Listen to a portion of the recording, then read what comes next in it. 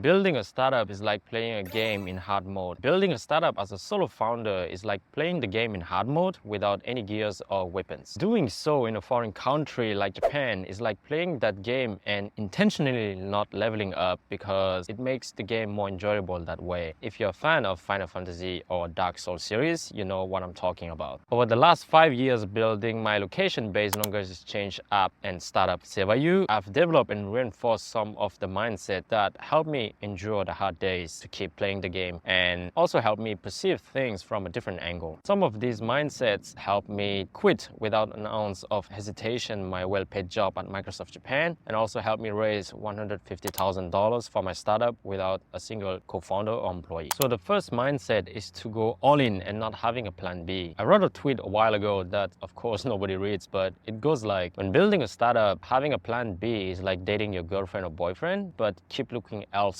just in case. Having a plan B can be a distraction or safety net that prevents you from fully committed to your startup. When you have a plan B, during the hard days and low moments, you start to fantasize about a parallel universe where you're not grinding on your startup and instead working for a well-paid job in a corporate. Having a plan B in mind will affect every single decision you'll make for your startup. Every decision you make in your plan A will then be benchmarked against whether or not it will yield a higher return than your plan B scenario. In general, immediate outcome, and I emphasize on the word immediate, will always be more tempted than the results of your plan A. This will cause analysis paralysis and will take up a lot of your brain space and clutter your mind and stray you away from making bold decisions in your plan A that can significantly change the course of your startup for good. When quitting my job at Microsoft Japan 1.5 years ago, as soon as I got my Japanese permanent residency, I had around 1.5 years worth of savings, and the time frame gives me enough time to experiment with things to take my startup to the next level, but at the same time not too long so that I can feel the sense of urgency every single day to make it succeed. Because of that sense of urgency, I needed to validate bigger hypotheses on my product, and they're testing bigger experiments such as adding a pro subscription and start charging users. But not because you start charging that people would pay. You will need to build an appealing enough product to make it happen. So consequent decisions and efforts will then be directed toward making upgrading worthwhile. Your product roadmap priorities will then become clearer, and you'll come up with highly leveraged features ideas. When people are willing to pay for my product, that's kind of like the ultimate validation that there's a demand for the product, and eventually become a big leverage when doing my first round of fundraising. If I were to have a part-time job or stay at my job, I'd be tempted to live off my monthly paycheck and implement non-crucial features for the app, because at the end of the day, it gives you a sense of progress, but from a business point of view, that doesn't move much the needle. There's something special about not having a plan B and to be pushed against the wall, because you're almost constantly driven by your survival instinct, and that's a powerful driving force. This approach is similar to our ancestors who had to rely on their hunting and gathering skill to survive in a harsh environment. And that's the reality of the startup world. You have to keep pushing until you become successful. Whatever the outcomes of your startup, instead of thinking about a parallel plan B, just know that if plan A failed for whatever reasons, or you decided to give it up, the next plan will come to you quickly and easier than you think, given that you give your all for the plan A. The second mindset I've developed over time is to ignore my friends' progress, because most progress in startups are never linear. Working in a corporate environment and earning a monthly salary is a linear game. You know for sure that over time you're taking the stairs to climb the ladder and increase your salary by a few percentage every year. But when you play the startup game, know that you're not trying to climb the stairs, but instead you aim at building a rocket ship and life-changing exit outcome. This requires to lay and build the foundation, which will most likely take a few years of your life without much to show, and it will suck for a while. I remember the first year of my app SewaYou. If I don't shout on the internet or spam Reddit or Facebook groups and promote the app, there will not be a single new download that day. I had to push constantly until one day the product actually get pulled instead. These days, there's a constant flow of organic downloads and new users on the app, but it took many years to reach that point. The way I perceived progress completely changed the day I managed to fundraise and investors agreed on a 7 figures valuation that I put out there. 4 years of grinding filled with self-doubt. You have no clue whether you're building something that is actually valuable or not. From empty files to 1,000 lines of code and users, I finally got a tangible valuation for the startup. This surpasses any linear progression that I could make if I were to climb the corporate ladder. This requires you to be able to keep showing up, putting the work despite not seeing the result for a long time. But it will pay off eventually because you are playing a game in a wider playground and the upside is infinite. I saw this tweet the other day about someone receiving her PayPal payment notifications. It's wild. Check this out. Her phone won't stop buzzing as money is flowing in from her Shopify sales. I quote the original poster, "The scale of the internet is impossible for the brain to understand. I think it's because our brains are not built to deal with large numbers." That's the game we startup founders are playing. Along the same idea, if I can choose, I would never put a cent into my retirement pension. I do so because it's mandatory by the law. Instead, I would exploit every single cent I've earned and invest now in my startup and grow it. Am I the only one who's shocked by hearing my peers around my age worrying about their retirement plan in their 20s? I mean, you have 40 years from now, 40 years until your retirement. So take 5 or 10 of it and do hard things and crush it now so that you don't have to worry about the remaining 35 years. It's such a long time horizon, and seeing how much progress I can make with my startup in a year, thinking 40 years ahead is something I can wrap my head around. Things might be different when you have a family and kids to feed, but I'm speaking from my current situation in my 20s, so your mileage may vary.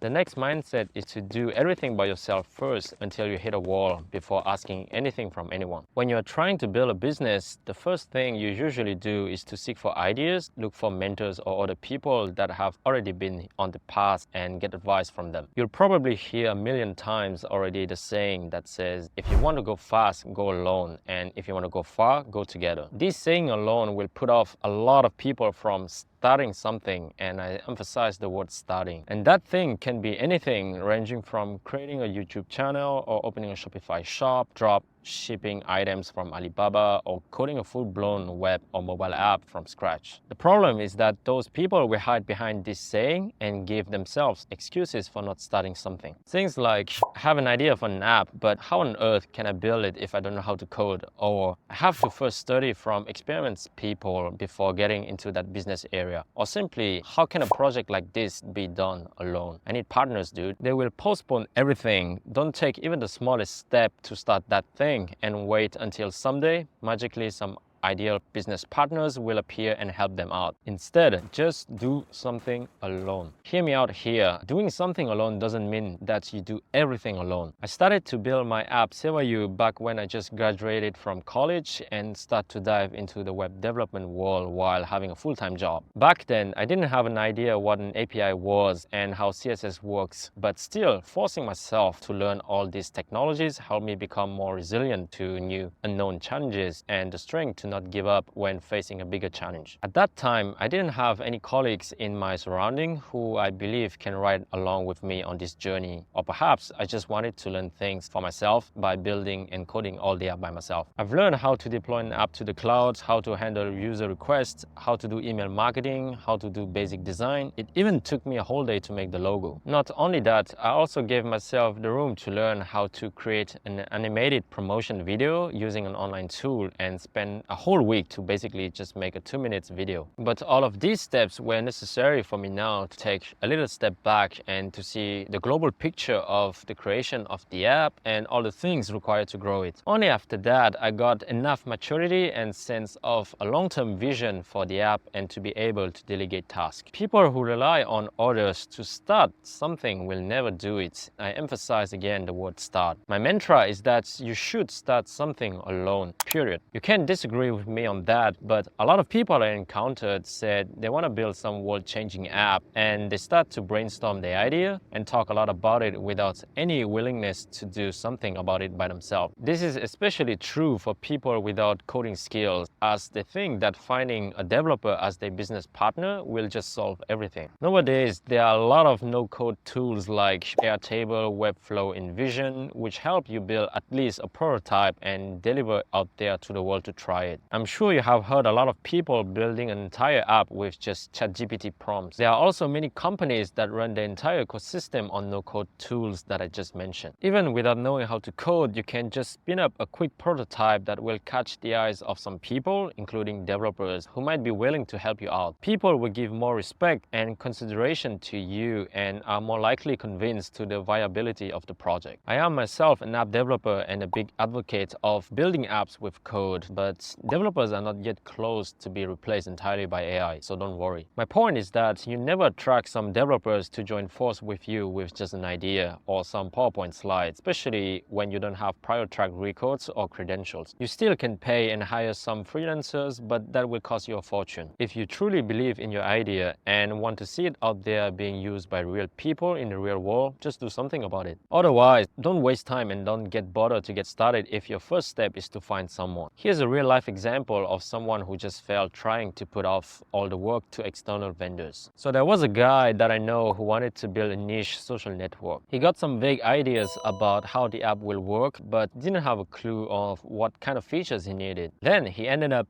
outsourcing the development of the app to some development company abroad. All the communication was done via email. He also provided one example of another existing app which kind of served as inspiration of what he wanted to build. His instruction to the external vendor company about how to build the app of his dream? Nothing, none. Not even the name of the app. Oh, he gave the theme color. It was a bear. Yeah, I want something like this website. 3 weeks later, he got his app with the source code beautifully packed in a folder. He then sent me the URL of the app so I can see the app and check it out. At first, I was like, yeah, pretty decent for 3 weeks of work. Then he showed me the example of the other website he gave the vendor for inspiration, and I was so shocked, but at the same time laughed so hard. Why? Because it was an exact copy, fake clone of that other website. Everything was the same except the URL path and one part of the website whose color changed to the theme color he chose. And even the name and the logo was the same. It's crazy to hear that, right? But when your default operating mode is to hire someone to do the work, you'll end up with crap like this. The inspiration website was a full working web app with authentication, feeds, the ability to post things, and so on. The copy done by the vendor company was a static landing page. It was just a dumb version of one page from the existing app built probably with WordPress. And all the main menus pointing to hashtags. So if you're a web developer, you know what it means. Otherwise, it just does nothing when you try to navigate to that menu page. That work itself, honestly, might take like 3 hours to do it if you know how to do so, and not 3 weeks. 3 weeks wasted and $1,800 thrown away. It was just holy moly. It was obviously a scam for lack of a better word, but he couldn't do anything about that as he himself had no clue of what to expect. So that was an example of people who think money can do everything. There are plenty of successful solo founders on communities like indie hackers who are either technical or non-technical founders. Until recently, I myself so far did every aspect for my startup as well by myself, but now the team starts to expand.